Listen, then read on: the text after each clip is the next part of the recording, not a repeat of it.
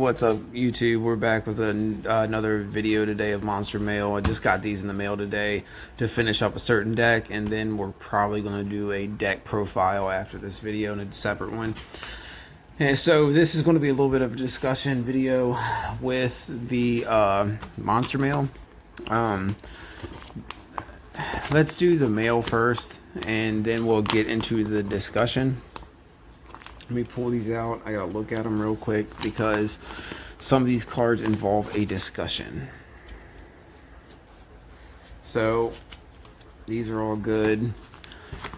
Now I need to talk about Toon Chaos, about the set as a whole, and stuff like that. Because the Toon Chaos set, I've just noticed something about that, and it's very interesting, and I think everybody needs to know. We're going to set those right there. Okay, so let's get into Monster Mail first. Starting off, I need to get everything together. This here, this can go here. Okay, because the stuff I need to actually talk about is a little bit different than normal. I haven't really talked about anything like this in a while. We're going to start off with this, guys, and then we'll move on to the other stuff. This right here, we're starting off with 3 copies of Wiretap from Dual Devastator. I picked these up for pennies on the dollar. If you got a little bit of a weaker deck that falls to back row a lot, this card will come in handy, especially if you're playing more of a casual deck. It'll get additional negate for a spell or trap, I believe, yeah, or a trap card, excuse me. So it does come in handy at certain times, especially for, it's a good side deck card. If you're playing Altergeist or whatever, it's incredible. Next, we got another Crusadia Magius. I love the Crusadias. I'm sure everybody knows who's watched my previous videos understands my love for Crusadias. I will always play Crusadias. They're incredible. One Cyberse Beacon. This is kind of going to go along with this stack right here. Next, we got a Bro Hunter from Duelist Saga. This card's pretty cool. If thinking about building Thunder Dragon, so I at least wanted 1 copy of Bro Hunter just to search out Battery Man Solar and stuff like that. So we'll see where that goes. And we got 2 copies of Scarlet Red Dragon Archfiend. Now, if you don't want to pay the $40 price tag for Dual Devastator and you just want certain cards like me, right here all together in my hand is only like $1.50, something like that. So like, you don't have to pay the $40 if you don't need all the cards. You can literally buy the singles for less than 40 bucks. So, and multiples of them. So remember that. That's why I always say buy the singles. So we're going to set these here, set those there. So that's for that stack and that stack. Now this is pretty cool. This deck I've been testing a shit ton. I love it. The deck is so much fun to play. It's incredibly strong, actually. I was kind of shocked to see how strong it was. And it is Adiknister Wing. So we got 1 copy of Wing Pegasus. We got 2 of the Links. This card's actually pretty busted, man, for a Link 3. So its effect's crazy. Let's read this. During damage calc, if this card attacks, you can inflict damage to your opponent equal to this card's attack. And if you do, your opponent takes no battle damage, but they're still taking the 23 effect damage. So that's pretty cool. If this card is destroyed by a card effect, you can destroy 1 monster your opponent controls during the next standby after this Link card was summoned and destroyed instead of the grave. You can special summon this card from your graveyard. So that's pretty interesting. We also got 2 copies of AI Idol Reborn. That card's pretty crazy too. 1 copy of AI Contact. I got my 2nd or 3rd copy of the Shield Adiknister. We got 1 copy of Cyber Switch. I'm just going to test it out in the deck. We got 2 of the AI Love Fusion cards. And the last 2 is 2 Spool Code from Fist of the Gadgets. This card's pretty crazy. When your opponent declares a direct attack, while you have 3 or more Cyrus monsters in your graveyard, you negate that attack and then special 3 tokens in defense. They can't be tributed for a tribute summon. Like, I give a shit about that. Any cards that generate tokens is really, really, really powerful, especially in the Attic Nister deck. So I'm going to test this and see where it goes. If it's some shit, we'll take it out. If not, we'll keep it. We'll see. So that's for Monster Mail. Now, the deck profile we're going to do, obviously, is Attic Nister. I'll show you the deck profile right after this in a separate video. But there's something I really need to talk to everybody about, and I think it's going to help everyone. Okay. Right, here we go. Start and flip it. Look at that. Toon Chaos. Toon Chaos came out early. Now look at this pack. This pack, I got this one single blister that my girl just happened to randomly find at Walmart, and this is what I got out of it. I today have watched case after case after case after case be opened.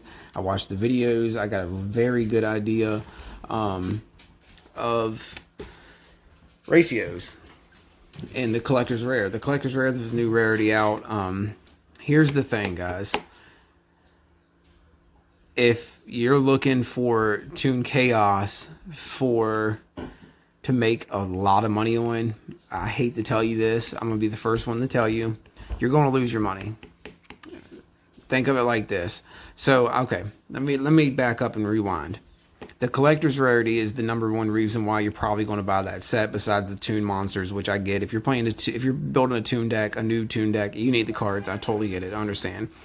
If you're going after it to buy and flip, you better do it very fast and do it quickly as possible, because the initial dip of Toon Chaos, I think, is going to be incredibly massive. Now, there is a chance I'm going to be wrong, of course. It's all just my opinion. Here's the thing. So I watched many, I would say 5 to 6 different people open a case on YouTube, okay? Out of each case, they're pulling on average of 4 to 6. I saw one dude even pull 7 out of one case, collector's rares. And I've seen many people pull 2 in a box. It does not demand the price tag that it has right now. Some of them, like Pot of Extravagance, collector's rares, and I believe 256, 259, somewhere's around in there. Yeah, you're out of your goddamn mind. The only reason why that set right now is so high is because it has the distribution problem right now, where not everyone has got their cards, so the cards does not flood at the market, so the market is not reflecting the real value of the set. Take it from me when I tell you this, that set is going to dip so low, you're going to be shocked. And plus, there's very good reprints, but the reprints are all going to be penny stocks. Okay? Gamma is a reprint. Okay? Look right in here. Dion is a reprint, a much needed reprint, but this is not going to hold value. You're not going to make money on this. You can sell, okay, you say you sell 30 of these, you're only selling, you're going to make what, $10 all 30 of them? Even same thing, unfortunately, with the fucking BLS and the Envoy. They're like 30 cents. 20 cents, they're a quarter piece, if that, and they're going to go lower probably, because and the set's not even big. Listen to me, the set is not going to maintain value to where it's going to warrant a price tag that matches some Starlights. It's just not going to happen. Starlights are short printed beyond belief. Ghost rares, okay, Ghost rares, I believe, I might be wrong on this, they have a lower pull ratio than fucking collector's rares. If they wanted collector's rare to be an expensive card, you got to make the ratio low enough to where it warrants a multi-$100 price tag. It's not going to happen. Now, I get that it's Toons and everybody loves Toons, and Toons is, so nostalgic, and I get that. I love Toons, okay? I would love to build the Toon deck. Trust me, I love the cards in the set. The set itself, of card-wise, is fantastic. Meta relevant cards is only a handful. Like here, for example, this card's at 3, no one plays. This card's at 3, no one plays. This card's at 3, no one plays. This card's at 3, you might see one in every other Omni Hero build. This card's at 3, I've never seen it played. This card's at 3, never seen it played. This card has got fucking power crept 20 years ago. There's already, 6 cards out of the set? And I can continue. Don't think I'm hating on the set. The set I'm not hating on. I like the set. Like, I love seeing reprints of Stardust and the BLS, and this is a great reprint for people that could not afford the original. You know what I mean? Because the original was pretty pricey. I got one, but